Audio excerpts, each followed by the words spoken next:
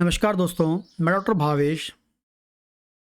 Homeopathy में यदि आप क्रेटिनाइन लेवल को कम करना चाहते हैं या होम्योपैथिक मेडिसिन के द्वारा क्रेटिनाइन लेवल को कम करना चाहते हैं, तो होम्योपैथी में बहुत ही इफ़ेक्टिव मेडिसिन अवेलेबल हैं, जो आपके क्रेटिनाइन लेवल को कम कर सकती हैं। मैं आपको बता दूं कि क्रेटिनाइन को कम करने के लिए बहुत सारे केसेस मैंने क्लिनिकल प्रैक्टिस में देखे हैं और उनको बेस्ट होम्योपैथिक दवा यूज़ करके कंट्रोल किया भी है, डिक्रीज़ किया है और अभी भी उनको मेंटेन किया जा रहा है। ठीक है? क्योंकि जब क्रेटिनाइन लेवल बढ़ता है, तो पेशेंट डर जाता है, क्योंकि जब किडनी की फंक्शनिंग ख़राब होती है, किडनी का काम क्या होता है? आपकी बॉडी से वेस्ट प्रोडक्ट को बाहर निकलना। क्रेटिनाइन भी आपकी बॉडी के अंदर मेटाबॉलिक वेस्ट प्रोडक्ट है। मेटाबॉलिज्म में बनने वाला वेस्ट प्रोडक्ट है, जो आपकी बॉडी से लॉस होना चाहिए, पर डे यूरिन से बाहर निकलना चाहिए।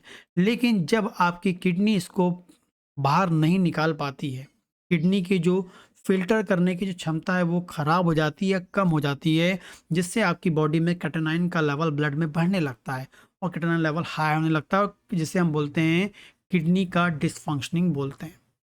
तो इस कारण से जो क्रेटिनाइन लेवल है वो आपका बढ़ने लगता है। पेशेंट बहुत अधिक परेशान रहता है। फिर आप डॉक्टर के पास जाते हैं, तो यदि आप मॉडर्न साइंस में जाएँगे तो जनरली कुछ दिन मेडिसिन देते हैं, तब भी क्रेटिनाइन लेवल कम नहीं होता, तो फिर वो डायलिसिस की ओर पेशेंट बोलते हैं डायलिसिस करना पड़ेगा, क्योंकि किडनी काम नहीं कर रही है, तो आपको डायलिसिस करा के क्रेटिनाइन को बाहर निकलवाना पड़ेगा। लेकिन आप डायलिसिस से पहले या बिल्कुल इनिशियल स्टेज है आपको, तो आपको होम्योपैथी की ओर जाना चाहिए और होम्योपैथिक मेडिसिन्स का उपयोग करना चाहिए।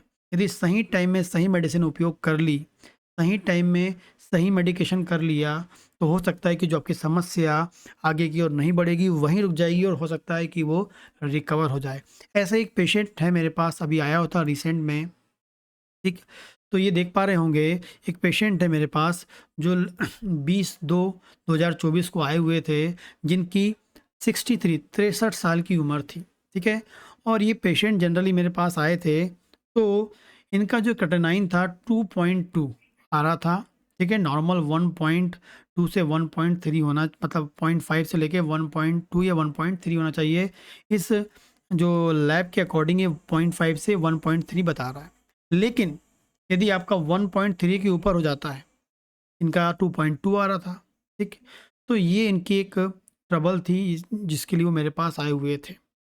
और ये पेशेंट जो क्रेटिनाइन का 2.2 लेके आया, उसका जब प्रॉपर उनका केस टेकिंग करने के बाद, जो प्रॉपर मेडिसिन देने के बाद, जब उनको फिर मैंने अगेन जो है उनका 20 मार्च, मतलब 1 महीने के बाद, लगभग 1 महीने के बाद जो अ उनका फिर से अपन ने मेडिसिन लिया, 1 महीना उसका टेस्ट कराया, तो उनका जो क्रेटिनाइन लेवल है 1.6 आ गया है। 1.6 आ गया है, अभी मेडिसिन लगातार चल रही है। ये आप देख पा रहे होंगे 1 महीने में इतना मिरेकल बदलाव आया सिंपल होम्योपैथिक मेडिसिन्स के द्वारा, 1 महीने में। अभी के टाइम में जब मैं आज जो वीडियो बना रहा हूँ, तो अभी तो मतलब और कम हो गया होगा, क्योंकि अभी मैंने नेक्स्ट अभी टेस्ट नहीं कराया है। अभी जब नेक्स्ट टेस्ट वो कराएँगे तो उसकी भी अपडेट मैं आपको करूँगा। लेकिन आप देख पा रहे होंगे कि 21/2 से, ठीक है, 20/3, मतलब 1 महीने में 2.2 से 1.6 आपका क्रेटिनाइन लेवल आ रहा है होम्योपैथिक दवा का यूज़ करके। तो होम्योपैथी में क्रेटिनाइन लेवल को कंट्रोल करने का, मैनेज करने का बहुत ही इफ़ेक्टिव मेडिसिन है। ऐसे कई पेशेंट हैं जो लगातार एक छोटी-सी होम्योपैथी दवा ले रहे हैं और जिनका क्रेटिनाइन लेवल 1.2 से 1.3 मैनेज है। ठीक? मैं ये नहीं बोल रहा कि कई पेशेंट की दवा बंद भी हो गई, लेकिन कई बार पेशेंट ले भी रहे हैं। ऐसे कुछ पेशेंट हैं जो 2-2 3-3 साल से एक छोटी-सी होम्योपैथी दवा ले रहे हैं और अपने क्रेटिनाइन लेवल को मैनेज करके रख रहे हैं। तो साइड इफ़ेक्ट्स भी बहुत कम होते हैं, नेचुरल मेडिसिन भी होती है, इफ़ेक्टिव भी होती है और ज़्यादा आपके पैसे खर्च भी नहीं होते हैं। तो इस प्रकार से आप क्रेटिनाइन का ट्रीटमेंट आप कर सकते हैं, होम्योपैथी के द्वारा जुड़ सकते हैं। कोई भी ऐसा पेशेंट है जो क्रेटिनाइन को लेके परेशान है, कम नहीं हो रहा है, तो आप वो जुड़ सकता है, दिए गए नंबर पे बात कर सकता है, अपनी समस्या को ठीक कर सकता है। ठीक है? तो होम्योपैथी में क्रेटिनाइन को ठीक करने के लिए, उससे कंट्रोल करने के लिए दवाइयाँ, संभावित दवाइयाँ होती हैं। नमस्कार।